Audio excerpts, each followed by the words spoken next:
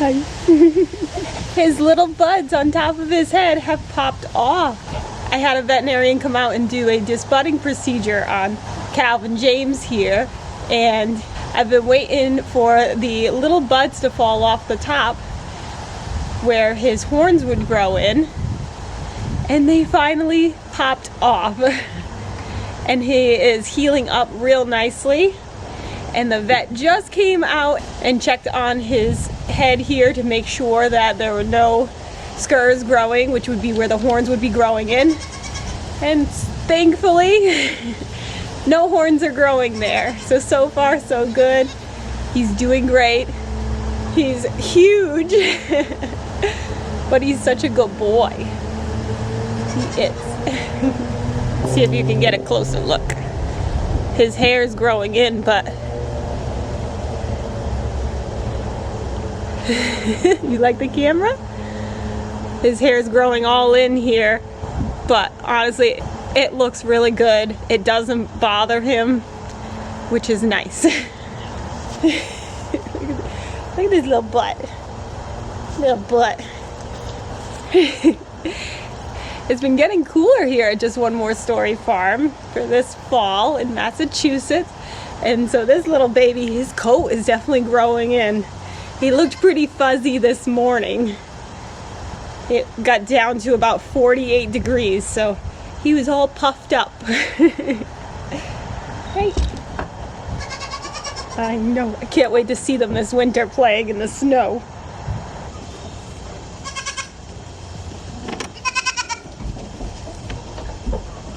Okay. Here's his brother, Freddie James. Freddie James is the one with the white on his ears. And he's huge too. They're getting really heavy to carry around. This guy who was born without horns, he's considered polled, but he does have these little knobs on the top of his head. They remind you of little giraffe horns at the top. The vet checked him and she said they shouldn't get much bigger and they won't develop into actual horns, but they'll have these little nubs on top. If you could see that. Just cute little nubs.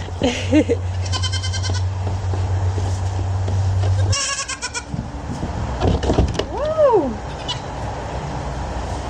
You just jumped out. You're doing crazy. So now that they are 2 months old, the vet said we need to start weaning them from Fancy Nancy and start separating them for short periods of time during the day to get them used to living separately from her. As they are males, they're bucklings, so we don't want them to breed with Fancy Nancy or Amelia Bedelia when they get bigger. So we do need to transition them and get them used to living separately. So we'll be getting started with that weaning process, which hopefully won't be too difficult on the babies.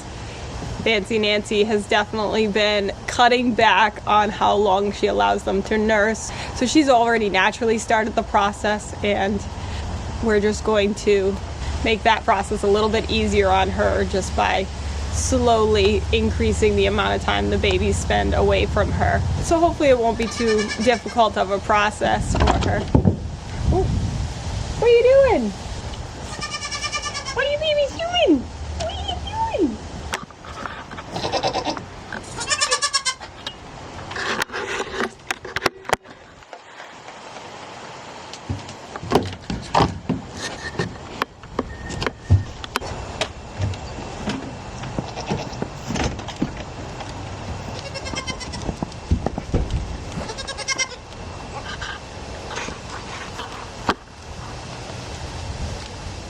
The chickens have been enjoying the fall weather. This wild grapevine has completely taken over. It's come from the opposite side up over the roof. It's growing onto the net, which is pretty cool to see, but it's definitely weighing down the net to where I'm worried that the net's gonna break. It's been poking through. So we're gonna have to somehow figure out how we're gonna get over there to trim that. So that'll be another adventure where I'm trying to trim all that down to keep the weight off of the net. This net has been working so good, keeping hawks out, keeping the chickens in. So we'll see how it does when the snow comes. We have been so fortunate here in Massachusetts to be getting so much rain lately, especially after the drought we had this summer. And the amount of rain has been incredible. And it's been great for the garden, for the plants, for our well. The only issue we ran into is with our pond. It rained so much that our pond overflowed. So I didn't get it on video, thank goodness, because it's super embarrassing. But picture this, super early in the morning, it is downpouring. I look out the window and I see that the pond is like at the very top of its maximum capacity. And I panic, worried that it's overflowing over the edge, because you don't want the edges of your pond getting compromised with the water flowing over the sides. So I run out here in my pajamas and see that indeed the far corner, which is the lowest corner, is overflowing. It's like a little waterfall coming over the side. And I panic because I don't want all that water dumping out into that corner and compromising the corner of our pond that we built.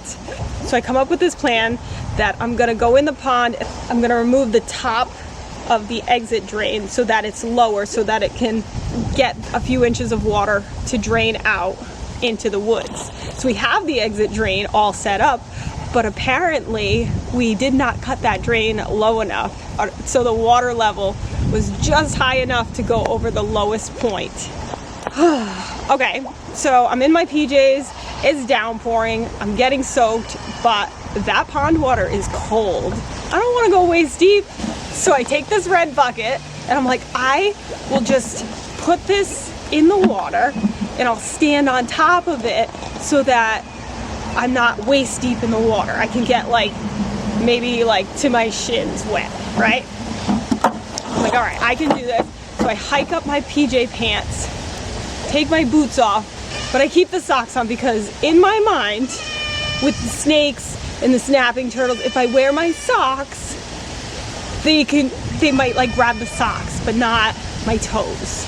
I was worried about falling in, getting wet to my waist, and getting bit by a snapping turtle or snakes. Because where the exit drain is where the snapping turtles and the snakes live, because that's where all the plants are. So I was a little nervous about that part. Okay, so I get the bucket in place, I go in my socks, I got my PJ pants pulled up, and I carefully step onto that red bucket. I balance, and it wasn't easy. It was shaky, but I did it, and I grabbed that exit drain, and I'm twisting it to try to get that top cap off. I think you can guess what happens next. Yep, I fell in. Thank goodness the camera wasn't set up, because I'm sure it was a sight. I screamed because it was so cold. I was quickly like scrambling, trying to get back on the red bucket, and it was just like, it fell sideways and it was not happening. So I'm like, all right, okay, fine, I'm in it now. Go back to that exit drain, trying to get that exit drain cap off, and it is not budging. So I'm like, all right, I'm gonna take this red bucket and I'm gonna scoop the water and pour it down the exit drain. And I'm saying cap, but I mean, it's just an extra few inches of PVC pipe attached to another PVC pipe, but it's just on really tight.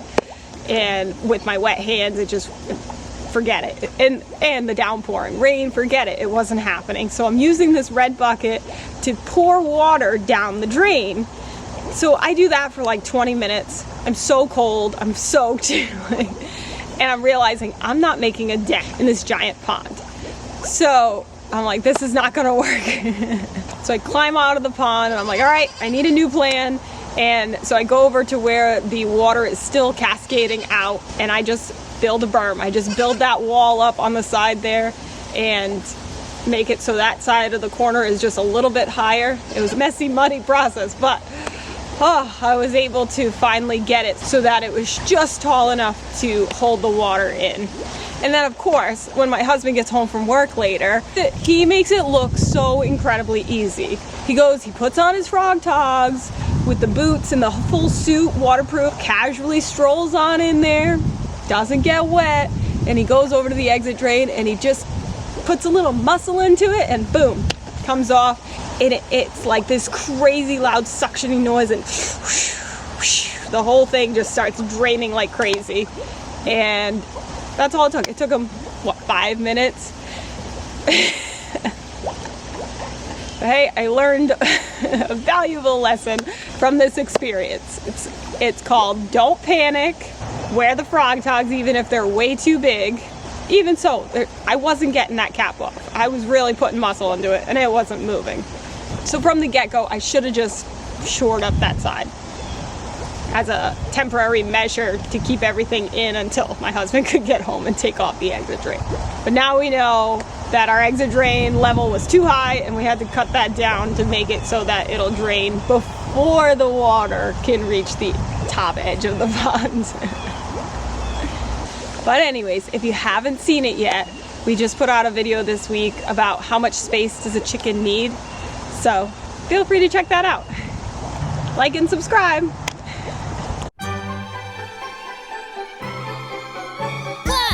1, 2, 3, 4. Do you want to farm a wicked awesome farm?